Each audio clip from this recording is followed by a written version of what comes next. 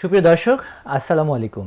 কাছে দূরে দেশে প্রবাসে যে যেখান থেকে আমাদেরকে দেখছেন সকলকেই আন্তরিক শুভেচ্ছা ও ভালোবাসা জানিয়ে শুরু করছি আপনাদের প্রিয় চ্যানেল প্যানভিশন টিভির স্বাস্থ্য বিষয়ক সরাসরি নিয়মিত সাপ্তাহিক আয়োজন শরীর ও মন অনুষ্ঠান। দর্শক, অনুষ্ঠানটি প্যানভিশন টিভির স্বাস্থ্য বিষয়ক অফিসিয়াল ফেসবুক পেজ এবং ইউটিউব চ্যানেল থেকে সরাসরি সম্প্রচারিত হচ্ছে। দর্শক, আমরা আজকে কথা বলবো খুবই গুরুত্বপূর্ণ একটি বিষয় নিয়ে। আমাদের আজকের আলোচনার বিষয় পিএলআইডি বা মেরুদণ্ডের ডিস্ক সরে যাওয়া জনিত সমস্যা। এ বিষয়ে আলোচনা করবার জন্য আজ আমাদের সাথে স্টুডিওতে উপস্থিত রয়েছেন একজন প্রত্যয়ী একজন বিশিষ্ট অর্থোপেডিক, ট্রমা ও স্পাইন সার্জন, যিনি বর্তমানে ঢাকা মেডিকেল কলেজ হাসপাতালে অর্থোপেডিক বিভাগে একজন বিশিষ্ট অর্থোপেডিক সার্জন হিসেবে কর্মরত রয়েছেন। আমাদের আজকের অতিথি আমাদের সকলের একান্ত প্রিয়ভাজন ব্যক্তিত্ব ডাক্তার মোহাম্মদ শরীফুদ্দিন। আসসালামু আলাইকুম সুপ্রিয় দর্শক মণ্ডলী, আপনাদের সবাইকেই সুস্বাগতম এবং আমাদের উপস্থাপককেও সুস্বাগতম।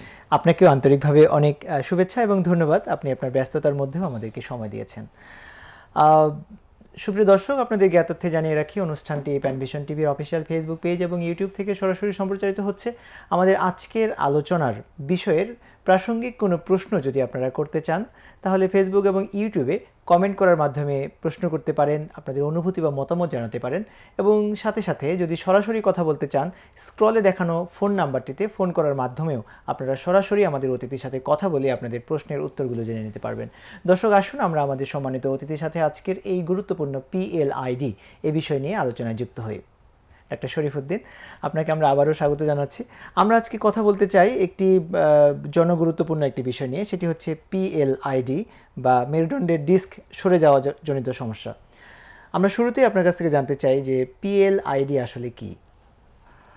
পিএলআইডি যদিও এটি ইংরেজি শব্দ, জি, এটার এই পূর্ণরূপ হচ্ছে প্রোল্যাপস লাম্বার ইন্টারভার্টিব্রাল ডিস্ক, যেটা অনেকেই এখন জানেন যে রোগ হিসেবে এটার নাম।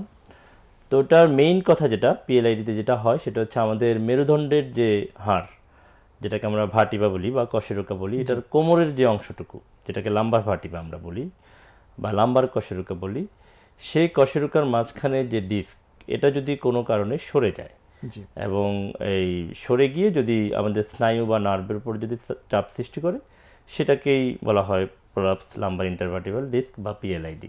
জি, অনেক ধন্যবাদ।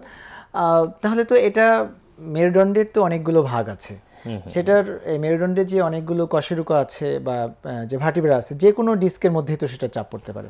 হ্যাঁ, মানে যে কোনো ডিস্কের মধ্যে সেটা চাপ, যেমন আমাদের এই ঘাড়ের যে ডিস্ক, এটাকে আমরা সার্ভাইকেল পিআইডি বলি, জি, মানে এই সার্ভাইকেল প্রোলাপস ইন্টারভার্টিব্রাল ডিস্ক। জি, আবার থোরাসিকেও হতে পারে, তবে কম হয় সাধারণত ডর্সাল বা থোরাসিক লেভেলে।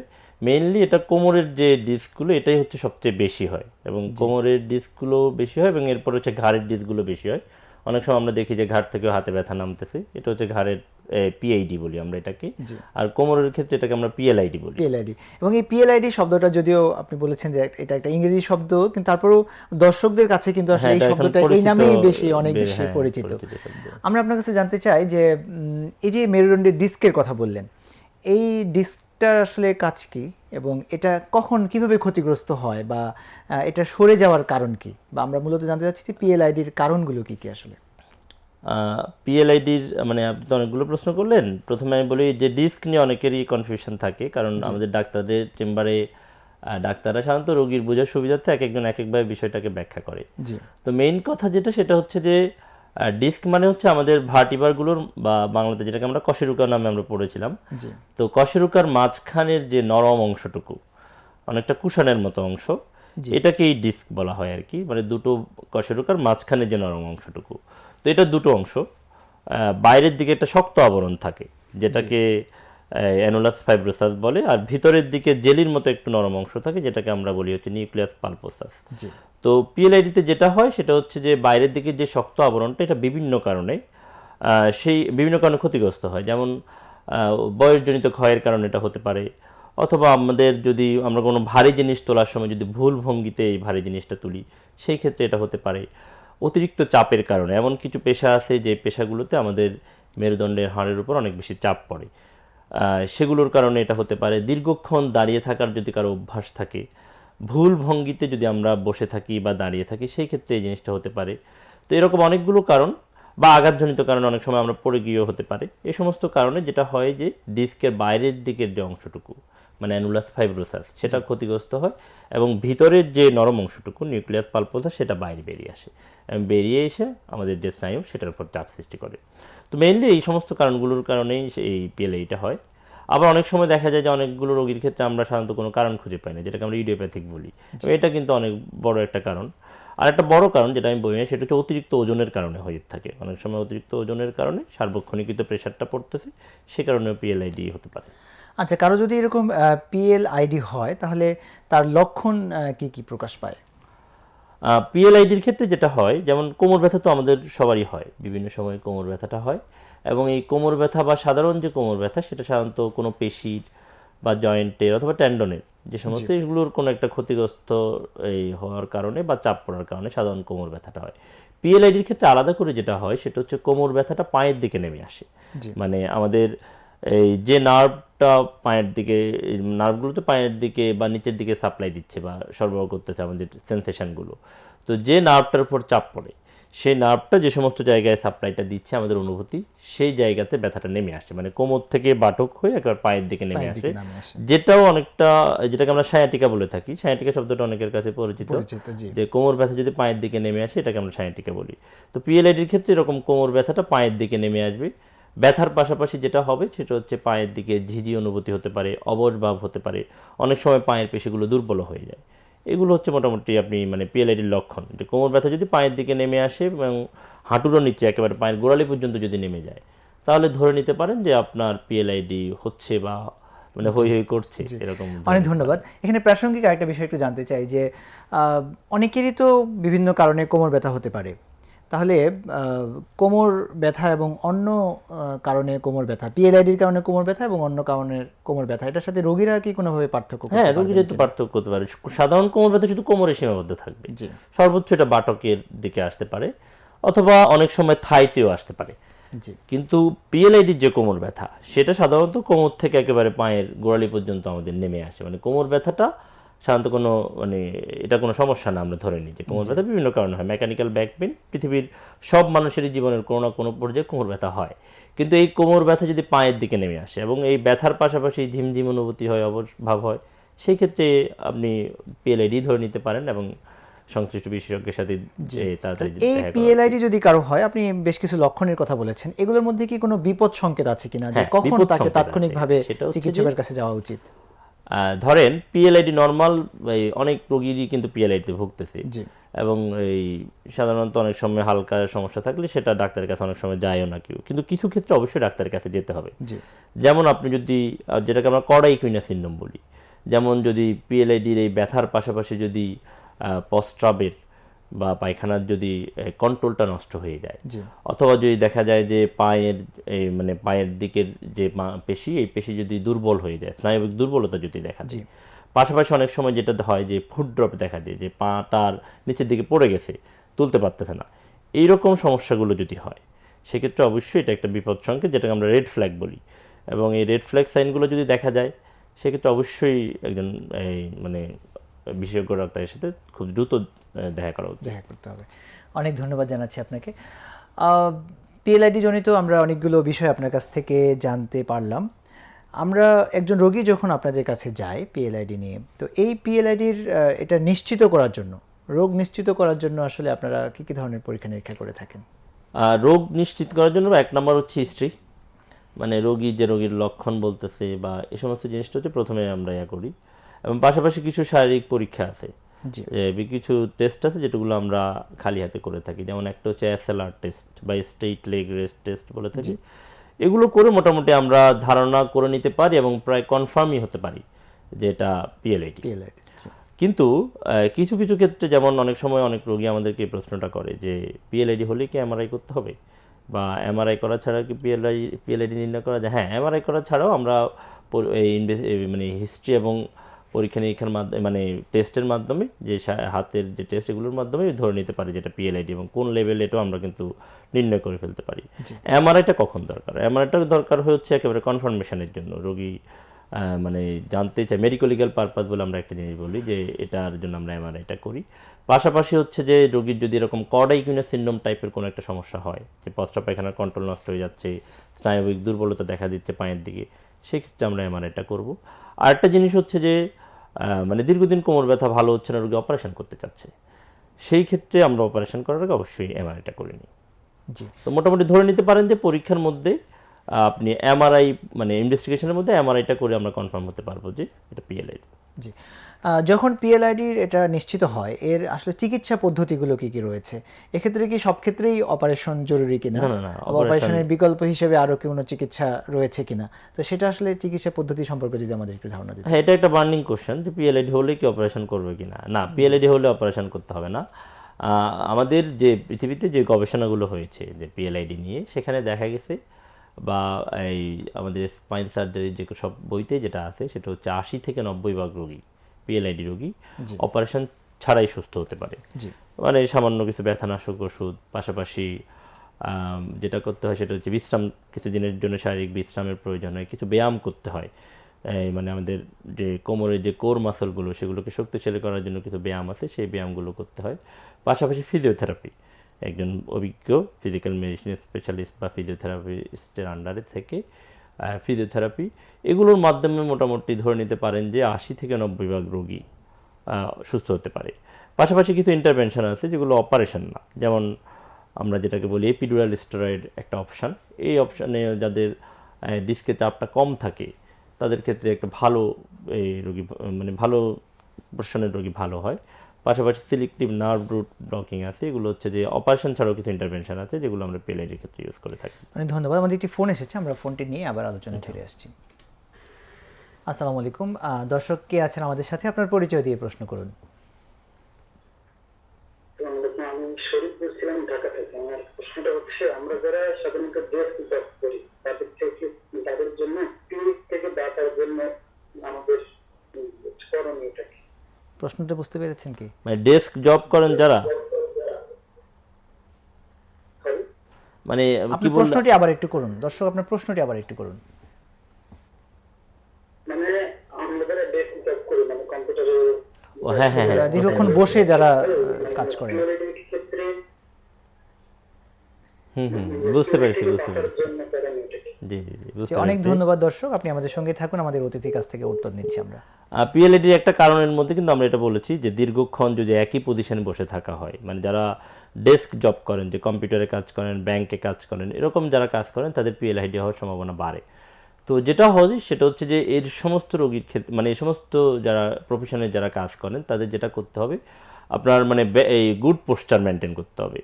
পিএলআইডির একটা কারণ কিন্তু ব্যাড পোস্টার। আপনি যদি সার্বক্ষণিক এভাবে করে ঝুঁকে কাজ করেন, সেই ক্ষেত্রে কিন্তু পিএলআইডি হওয়ার সম্ভাবনা বেড়ে যায়। তো সেই ক্ষেত্রে যেটা করতে হবে, সবসময় আপনি বসার সময় সোজা হয়ে বসবেন। এবং এটা কিন্তু আপনি দেখবেন যে যারা উপস্থাপনা করে, যারা সংবাদপত্র পড়ে, মানে যারা এই মানে টিভিতে খবর পড়েন, তারা কিন্তু সবাই এভাবে সোজা হয়ে বসে খবরটা পড়ার চেষ্টা করেন। তো আপনি যখন ডেস্ক জব করবেন তখন আপনি চেষ্টা করবেন সবসময় সোজা রেখে, মেরুদণ্ডটাকে সোজা রেখে হচ্ছে, অথবা একটু হেলান দিয়ে কাজ করার জন্য। সেই ক্ষেত্রে পিএলআইডি হওয়ার সম্ভাবনাটা অনেক কমে যায়। পাশাপাশি যেটা করতে হবে সেটা হচ্ছে একটু হাঁটতে হবে, প্রত্যেক দিন নির্দিষ্ট পরিমাণ হাঁটা। পাশাপাশি আরও কিছু ব্যায়াম আছে, যে ব্যায়ামগুলো আপনার ফিজিশিয়ান বা কোনো একজন থেরাপিস্টের আন্ডারে আপনি নিতে পারেন। আপনি যে ব্যায়ামগুলো হচ্ছে আপনার কোমরের বা ডিস্কের আশেপাশের যে মাসলগুলো আছে, মেরুদণ্ডের আশেপাশের যে মাসলগুলো, সেগুলোকে শক্তিশালী করবে, এই ধরনের ব্যায়ামগুলো যদি আপনি করেন, সেই ক্ষেত্রে পিএলআইডি হওয়ার সম্ভাবনাটা অনেক কমে যায় এবং এই রিস্কটা অনেক কমে আসে। পাশাপাশি নিচ থেকে কোনো জিনিস তোলার সময় অনেক সতর্ক হয়ে সোজা হয়ে বসে সেই জিনিসটা নিয়ে দাঁড়ানো, এই জিনিসগুলো মেনটেন করলে পিএলআইডি হওয়ার সম্ভাবনাটা অনেক কমে। পাশাপাশি আরেকটা জিনিস, যারা ডেস্ক জব করেন তাদের কিন্তু ওজন বেড়ে যায়, ঠিক না? যেহেতু শারীরিক পরিশ্রম কম করা হয়, তো সেক্ষেত্রে সেটা হচ্ছে ওজন সবসময় নিয়ন্ত্রণে রাখতে হবে। সাধারণত ওজন বাড়া হচ্ছে পিএলআইডির এখন যে কারণগুলোর মধ্যে 1 নম্বর কারণ, তো এই জন্য ওজনটাকে নিয়ন্ত্রণে রাখতে হবে। জি দর্শক, আশা করি আপনার প্রশ্নের চমৎকার উত্তর এবং পরামর্শ আপনি পেয়েছেন আমাদের সম্মানিত অতিথির কাছ থেকে।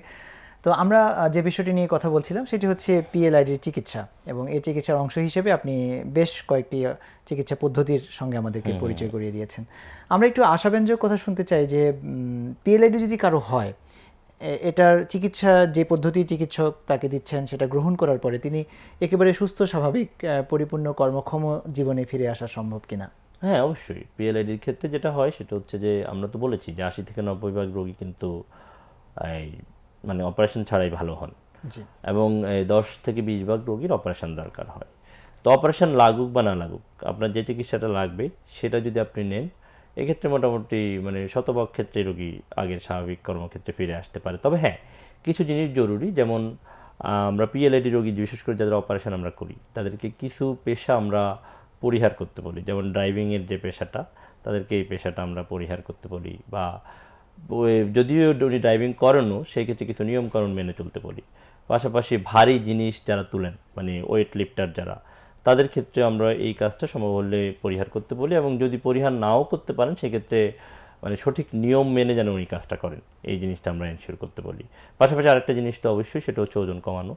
এই জিনিসগুলো যদি মেনটেন করা যায় তাহলে অবশ্যই মানে আপনি স্বাভাবিক জীবনযাপন বলতে যেটা বোঝাচ্ছেন নিশ্চয়ই ব্যথামুক্ত জীবনযাপন, ব্যথামুক্ত কর্মক্ষম হ্যাঁ জীবন। কর্মক্ষম, এটা অবশ্যই সম্ভব। এবং আমাদের অনেক রোগী আছে যারা পুরোপুরি আগের লাইফস্টাইলে ফিরে গেছেন এবং এই মোটামুটি ভালোভাবেই জীবনযাপন করছেন। আচ্ছা, অনেক ধন্যবাদ জানাচ্ছি আপনাকে। আমরা একেবারে একটা বিষয়ে দর্শকদের পক্ষ থেকেই জানতে চাই আপনার কাছ থেকে, সেটি হচ্ছে যে স্বাভাবিকভাবেই আমরা সাধারণ মানুষ যে কেউ কোনো একটা অপারেশনে ভয় পায়। তারপর আপনি বলেছেন যে 10-20% মানুষের অপারেশন দরকার হয়।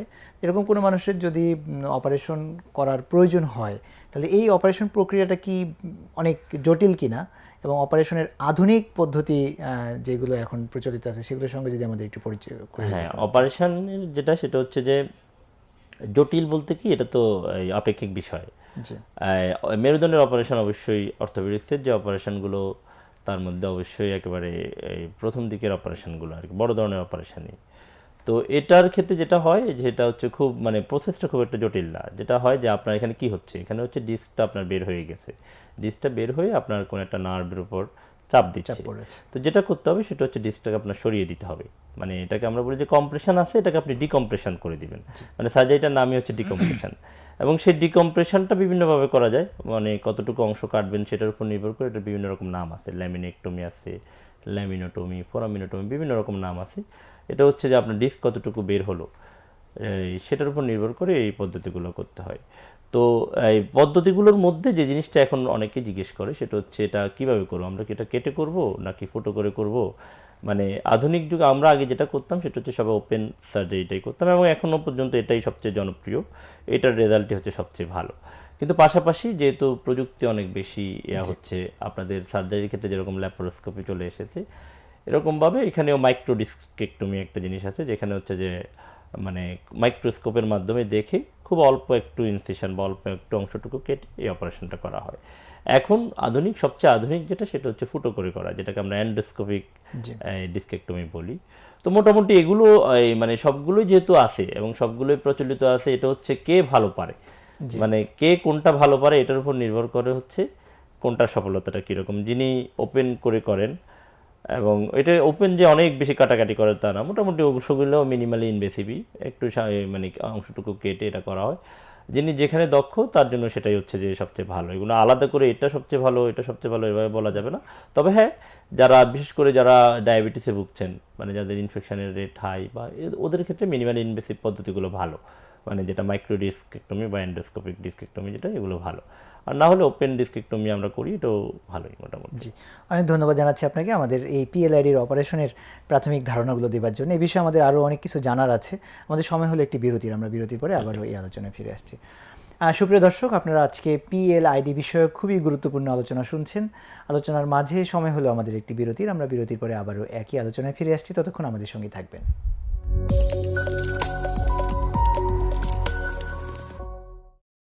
সুপ্রিয় দর্শক, বিরতির পরে আপনাদের আবারও স্বাগত জানাচ্ছি। আপনারা দেখছেন প্রিয় চ্যানেল প্যানভিশন টিভির স্বাস্থ্য বিষয়ক সরাসরি নিয়মিত সাপ্তাহিক আয়োজন শরীর ও মন অনুষ্ঠান।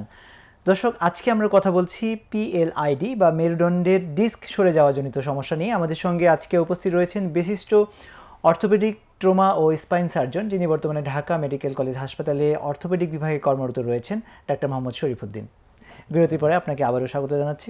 আপনি যেমনটি বলছিলেন যে পিএলআইডির অপারেশনের ক্ষেত্রে আসলে বিভিন্ন পদ্ধতি রয়েছে, যে যেটা পছন্দ করেন বা যিনি যেটাতে এক্সপার্টাইজ সেটা সেভাবে ইমপ্লিমেন্ট করা হয়ে থাকে। পিএলআইডির অপারেশনের ক্ষেত্রে আবারও একটু আপনার কাছে আমরা পরিষ্কার হতে চাই যে রোগীদের ক্ষেত্রে আসলে ভয়ের কোনো কারণ রয়েছে কিনা, এবং মানুষের ভিতরে একটা ভীতি কাজ করে যে এই অপারেশন করলে আবার হওয়ার সম্ভাবনা আছে, এই বিষয়টা সম্পর্কে যদি একটু বলেন। অপারেশনের ক্ষেত্রে যেটা সেটা হচ্ছে অপারেশন, একটা জিনিস হচ্ছে যে সব রোগীর তো অপারেশন দরকার না, কার কার অপারেশন দরকার। জি সাধারণত তিনটা ক্ষেত্রে আমরা বলি যে অপারেশন করা উচিত বা অপারেশন করতে হবে। একটা হচ্ছে যে যাদের তীব্র ব্যথা এবং এমন ব্যথা যেটা হচ্ছে যে কোনোভাবেই কমছে না, আপনি ফিজিওথেরাপি মানে একটা ফেয়ার টাইম আপনি কনজারভেটিভ ট্রিটমেন্ট দিলেন, 6 থেকে 12 সপ্তাহ কনজারভেটিভ ট্রিটমেন্ট দেওয়ার পরেও এই রোগীর ব্যথা কোনোভাবে কমছে না এবং এই ব্যথার কারণে তার যে লাইফস্টাইল সেটা হ্যাম্পার হচ্ছে, জি সেই ক্ষেত্রে অপারেশন হচ্ছে জরুরি এবং অপারেশনের ইন্ডিকেশন আছে। আরেকটা হচ্ছে যেটা আপনাকে প্রথমে আমরা বলছিলাম যে কর্ডাইকুইনা সিনড্রোম, যেগুলো বিপদ সংকেত, যে পিএলআইডির কারণে প্রস্রাব বা পায়খানার কন্ট্রোলটা নষ্ট হয়ে গেছে, এরকম ক্ষেত্রে যদি হয়। আবার পাশাপাশি হচ্ছে যে যদি পিএলআইডির কারণে যদি দেখা যায় যে পায়ের দিকে দুর্বল হয়ে যাচ্ছে, পায়ের পেশিগুলো দুর্বল হয়ে যাচ্ছে এবং ফুট ড্রপ যদি হয়, এই সমস্তগুলো ক্ষেত্রে আমরা বলি যে পিএলআইডিতে অপারেশন করতে হবে এবং এগুলো তো আসলেই করতে হবে এবং এটাতে সফলতার হার বেশ ভালোই। আপনি যদি উপযুক্ত সময়ে অপারেশনটা করেন তাহলে এই অপারেশনটা বেশ সাকসেসফুল এবং একজন ভালো যদি দক্ষ সার্জন দিয়ে অপারেশন করেন। রোগীদের ক্ষেত্রে ভয়ের কোনো কারণ আছে কিনা, আমরা দেখি যে কিছু কিছু সার্জন যেমন অনেক সময় হয় না যে রোগীদেরকে বলে যে আপনি অপারেশন না করলে পঙ্গু হয়ে যাবেন, এরকম সাধারণত যদি আপনার কর্ডাইকুইনা সিনড্রোম ডেভেলপ না করে, আমরা যে তিনটা ইন্ডিকেশনের কথা বললাম এই সমস্যাগুলো যদি না থাকে, আপনার যদি ব্যথা কম থাকে বা আপনার ওষুধপত্র খেয়ে আপনি ভালো হয়ে যাচ্ছেন, সেই ক্ষেত্রে কিন্তু অপারেশনের কোনো ইন্ডিকেশন নেই এবং এই ক্ষেত্রে কোনো এমআরআই রিপোর্ট দেখে বলা যাবে না যে আপনার অপারেশন না করলে আপনি পঙ্গু হয়ে যাবেন। কিন্তু আবার অনেক ডাক্তার যারা মানে অনেকেই বিভিন্ন সময় বা অনেক ফিজিওথেরাপিস্ট বিভিন্ন জায়গায় বলে যে আপনি অপারেশন না করলে ভালো, অপারেশন করলে আপনি পঙ্গু হয়ে যাবেন, এরকম কোনো আমরা দেখি না। আপনি যদি একজন ভালো দক্ষ সার্জন দিয়ে অপারেশন করেন, পঙ্গু হওয়ার কোনো কারণ নেই। তবে হ্যাঁ, পিএলআইডি আবার হতে পারে কিনা, আমাদের পিএলআইডির ক্ষেত্রে একটা টার্ম আছে যেটা হচ্ছে রিকারেন্ট পিএলআইডি। যদি পিএলআইডির পরে আপনার আবার পিএলআইডিটা ডেভেলপ করে, সেটাকে আমরা রিকারেন্ট পিএলআইডি বলি এবং সেটা হতে পারে। পিএলআইডির ক্ষেত্রে আমরা বলেছি যে এই কশেরুকার মাঝখানে যে ডিস্কটা সেটা যদি সরে যায়, তো এটা সরে যাওয়ার পরে এটা আমরা ডিকম্প্রেশন করে দিলাম, আপনি ভালো হয়ে গেলেন। কিন্তু আপনি যদি আবার খুব ভারী কাজ করেন, যে সমস্ত সমস্যাগুলোর কারণে আপনার একবার পিএলআইডি হয়েছে জি সেগুলো যদি আপনি কন্টিনিউ করেন, সেই ক্ষেত্রে আপনার অন্য একটা লেভেলে এই পিএলআইডিটা হতে পারে, যে লেভেলে আমরা অপারেশন করছি এই লেভেলেও হতে পারে, আবার অন্য লেভেলেও হতে পারে। এই রিস্কটা আপনার থাকবে। তার মানে পিএলআইডি অপারেশনের পরেও কিন্তু আপনাকে কিছু জিনিস মেনটেন করতে হবে, যদি না করেন তাহলে পিএলআইডিটা আবার হতে পারে। জি, অনেক ধন্যবাদ জানাচ্ছি আপনাকে বিষয়টি পরিষ্কার করবার জন্য। আরেকটি প্রশ্ন আপনার কাছ থেকে করতে চাই, যদিও প্রশ্নটির ধরনটা একটু ভিন্ন মনে হতে পারে, তারপরেও আমাদের দর্শকদের বিষয়টি পরিষ্কার করবার জন্য, যে পিএলআইডি অপারেশন করবার জন্য আসলে বা পিএলআইডি হলে তার চিকিৎসার জন্যে রোগীরা আসলে কোথায় যাবেন? এই পিএলআইডি নিয়ে আমাদের অর্থোপেডিক সার্জনরা কথা বলেন, পিএলআইডি নিয়ে আমাদের নিউরো সার্জনরা কথা বলেন, সার্জারি সংক্রান্ত।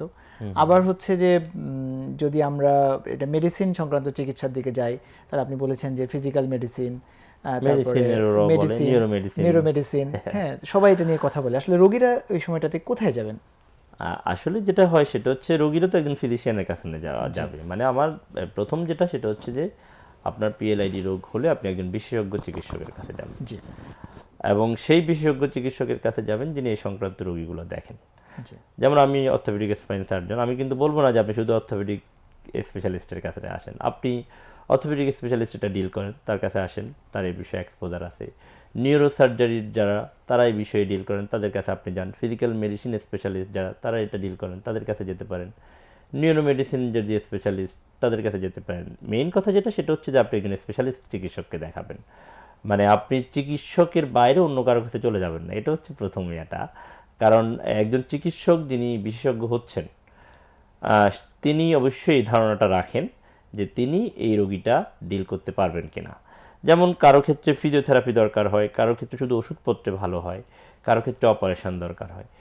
এই এবং কার ক্ষেত্রে কোন জিনিসটা দরকার হবে এটা একজন বিশেষজ্ঞ চিকিৎসক অবশ্যই এটা নির্ণয় করতে পারবেন এবং এই ভরসাটা আপনার রাখা উচিত। এই জন্য আপনি একজন বিশেষজ্ঞ চিকিৎসকের কাছে যাবেন যিনি এই ধরনের রোগীগুলো ডিল করেন।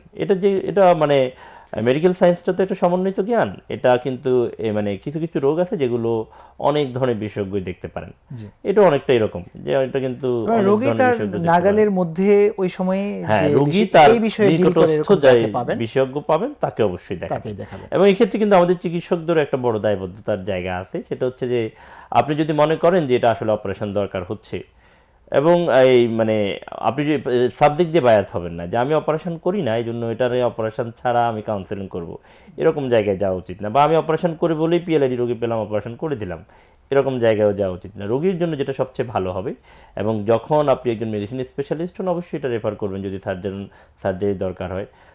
যেমন আমাদের ক্ষেত্রে যেটা হয়, আমরা যখন বুঝি যে রোগী ফিজিওথেরাপি নিলে ভালো হওয়ার সম্ভাবনা অনেক বেশি, আমরা ফিজিক্যাল মেডিসিন স্পেশালিস্টের কাছে রেফার করে দিই। তো এই জিনিসটা চিকিৎসকেরও দায়বদ্ধতার একটা জায়গা আছে। আর রোগীর জন্য বিষয়টা খুবই সহজ যে আপনি আপনার নিকটস্থ একজন বিশেষজ্ঞ চিকিৎসককে দেখাবেন যিনি বাত ব্যথা বা এই ধরনের রোগীগুলো যিনি ডিল করেন। এখানে আসলে বাস্তবতা যেটা সেটা হচ্ছে যে এই যে আপনি একটা কথা বলেছেন যে অনেকে রোগীকে ভয় দেখায়, হ্যাঁ, যে কেউ সার্জারি করতে ভয় দেখায় আবার কেউ না করতে ভয় দেখায়। তো এক্ষেত্রে একটা আস্থার সংকট তৈরি হয়। এই আস্থার সংকটটা দূর করতে পারলে প্র্যাকটিস তো সব দেশে সব সময় ছিল।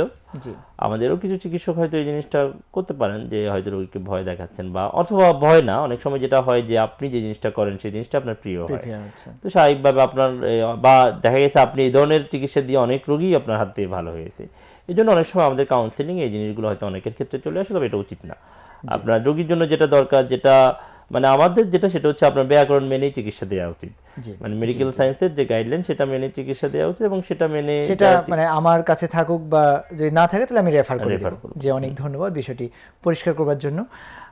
আমরা একটু অপারেশন সংক্রান্ত আরেকটু জানতে চাই।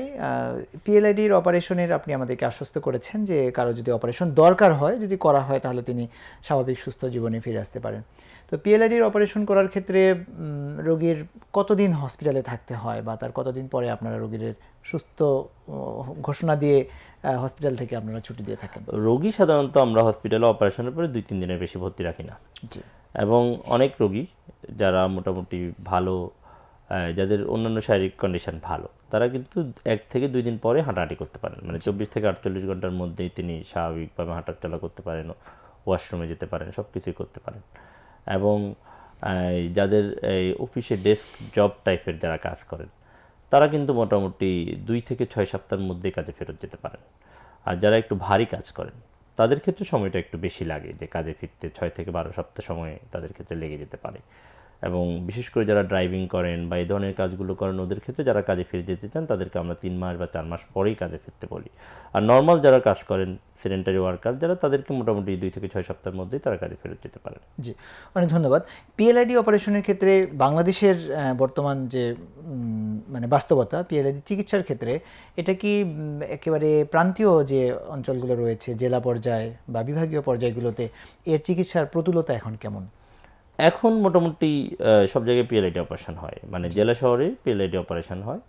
তবে এই ক্ষেত্রে কিছু জিনিস খেয়াল রাখা উচিত আর কি, যিনি অপারেশন করছেন এবং যিনি অপারেশন করাচ্ছেন, মানে রোগী এবং চিকিৎসক দুজনেই যে জিনিসটা খেয়াল রাখা খুবই জরুরি, সেটা হচ্ছে এটা কিন্তু খুব সেন্সিটিভ একটা সার্জারি। জি, মানে যে জিনিসটা হয় সেটা হচ্ছে যে পিএলআইডির ক্ষেত্রে যেটা হয়, যেমন অনেক অপারেশনের ক্ষেত্রে কিন্তু ইনফেকশন হয়। আপনি যে একজন জেনারেল সার্জন, জি, আপনাদের ক্ষেত্রে অনেক ক্ষেত্রে ইনফেকশন হয় এবং ইনফেকশনটা ভালো হয়ে যায়। পিএলআইডির ক্ষেত্রে যখন কখনও যদি ইনফেকশন হয়ে থাকে, এই রোগী কিন্তু ভালো হতে অনেক সময় লাগে। এবং এই রোগীদের ক্ষেত্রে আমরা দেখি যে রোগীটা ডিসকাইটিস যদি কোনো কারণে ডেভেলপ করে, ভালো হতে চায় না।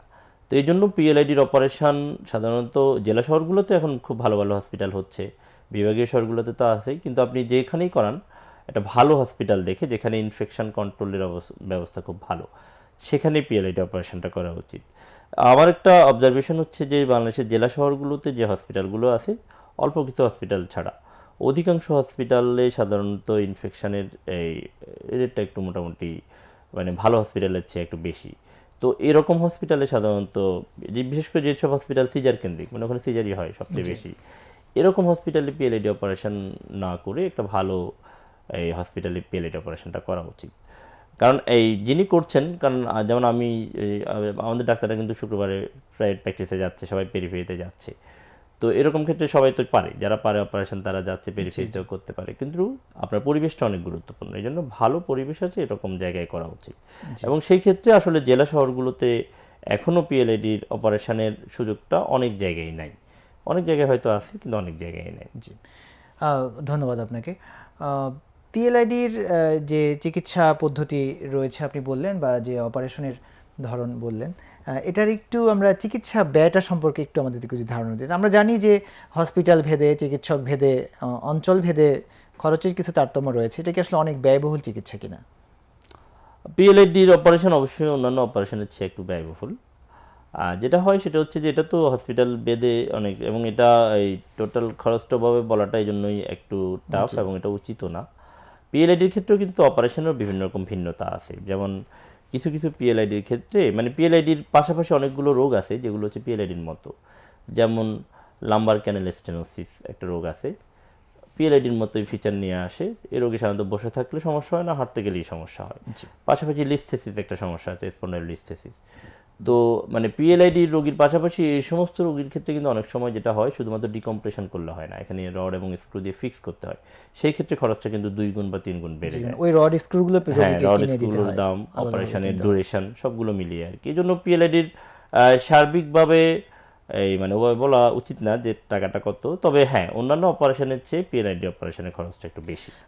যারা একেবারে আর্থিকভাবে একটু অসচ্ছল রয়েছেন, সেই সমস্ত রোগীদের ক্ষেত্রে সরকারিভাবে এই সেবাটা নেওয়া সরকারিভাবে মোটামুটি এখন সব জায়গায় পিএলআইডি অপারেশন হচ্ছে। আপনি যেমন ধরেন আমি যদি বলি, মেডিকেল কলেজ যে সমস্ত জায়গায় আছে অধিকাংশ জায়গায় পিএলআইডির অপারেশন হয়। ঢাকার সবগুলো মেডিকেলে, ঢাকা মেডিকেল বলেন, সলিমুল্লাহ মেডিকেল বলেন, পঙ্গু হসপিটাল যেটা নিটোর সেটাতে, এবং এই নিমসে, সব জায়গায় পিএলআইডি অপারেশন হচ্ছে। এবং যারা এরকম অসচ্ছল রোগী তাদের জন্য তাদের উচিত যে মানে মানে খুব বা অনেক সময় সরকারি হসপিটাল অপারেশন করার পরে একটা ভীতি কাজ করা লাগে, এই ভীতিতে না ভুগে আপনাদের উচিত সরকারি হসপিটালে আসা, রোগের কষ্ট বয়ে না বেরিয়ে সরকারি হসপিটালে আসা উচিত। অনেক সময় একটু সিরিয়াল মেনটেন করতে হয়, একটু সময় লাগে, কিন্তু খরচ একেবারে খুবই ন্যূনতম একটা খরচে অপারেশন করতে পারে। মানে এই ক্ষেত্রে অন্যান্য সার্জারির মতোই আপনার খরচ, যেহেতু এখানে মানে খুব একটা কোনো খরচ নেই, দেখা যায় যে খুবই অল্প খরচের সরকারি হসপিটালগুলোতে অপারেশন হচ্ছে। আমরা দেখতে দেখতে প্রায় শেষের দিকে চলে এসেছি। খুবই গুরুত্বপূর্ণ আরেকটি বিষয় আপনার কাছ থেকে জেনে নিতে চাই,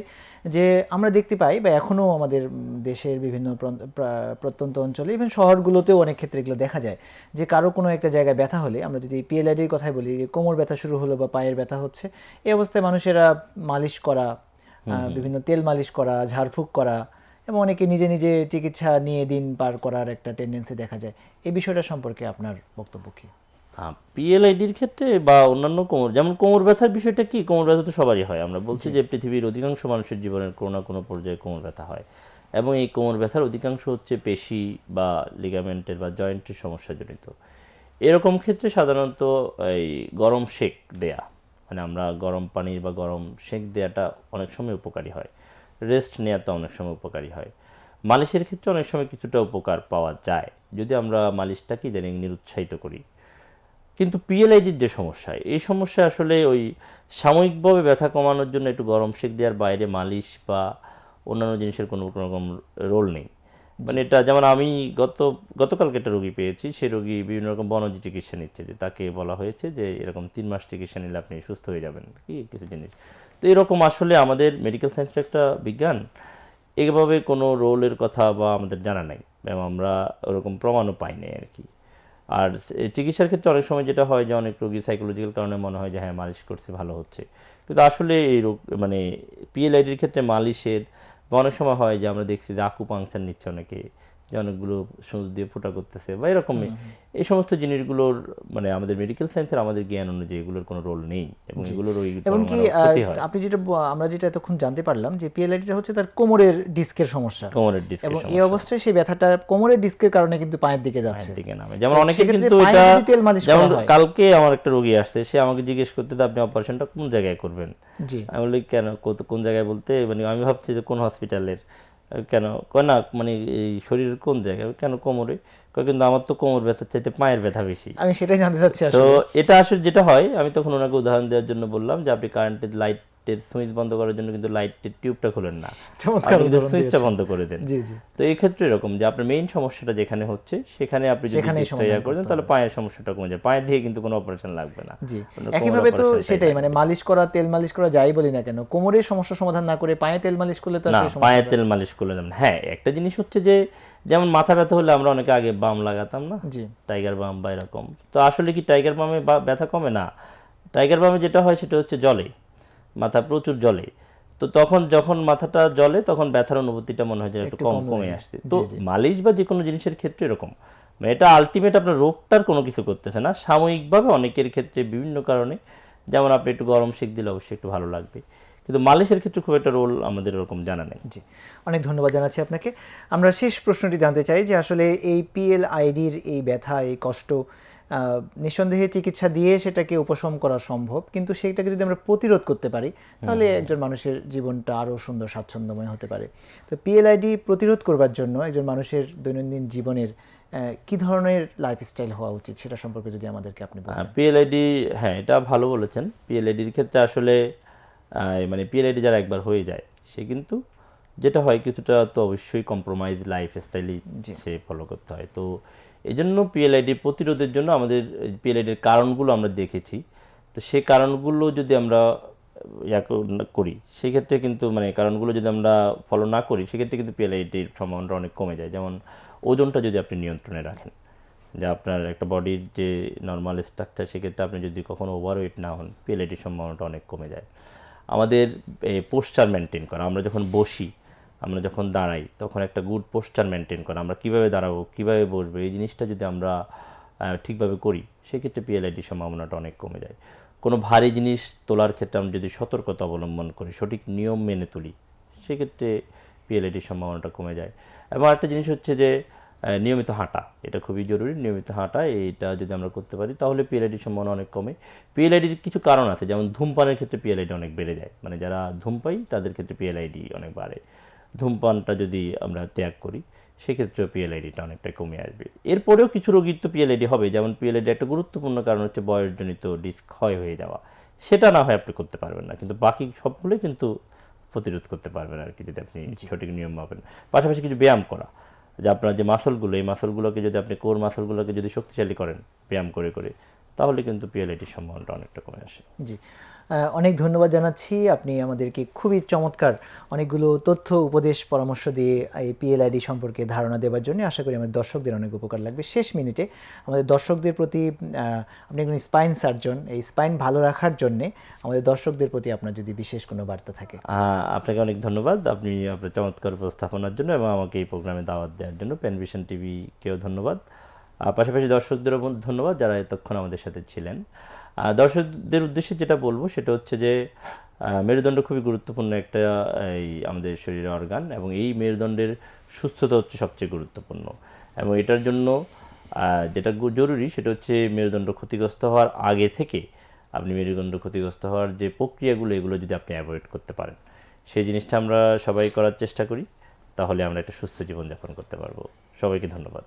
আপনাকে অনেক ধন্যবাদ এবং আপনার অনেক সমৃদ্ধি কামনা করছি, এবং আরও অনেক মানুষের সেবা দেওয়ার মাধ্যমে আপনি আরও অনেক সুউচ্চ আসনে অধিষ্ঠিত হন, এই দোয়া আপনার জন্য করছি। আপনার জন্য অনেক দোয়া। আসসালামু আলাইকুম। সুপ্রিয় দর্শক, আপনাদেরকে অনেক ধন্যবাদ যারা দীর্ঘক্ষণ ধরে আমাদের এই অনুষ্ঠান দেখলেন। আশা করি আজকের এই সুন্দর আলোচনার মধ্য দিয়ে আপনারা অনেক উপকৃত হয়েছেন। পিএলআইডি খুবই পরিচিত একটি রোগ, আমাদের অনেকের হয়ে থাকে, অনেকের পরিবারের সদস্যদের হয়ে থাকে। এই পরামর্শগুলো কাজে লাগালে যাদের পিএলআইডি হয়েছে তারাও আশা করি সঠিক চিকিৎসার একটি দিশা পাবেন, এবং যাদের হয়নি তাদের স্পাইন সুস্থ রাখার জন্য সুন্দর পরামর্শ আজকে আশা করি পেয়েছেন। দর্শক, পরবর্তী পর্বে ভিন্ন কোনো একটি বিষয় নিয়ে আমরা আবারও যুক্ত হব। ভালো থাকবেন, সুস্থ থাকবেন। আল্লাহ হাফেজ। আসসালামু আলাইকুম।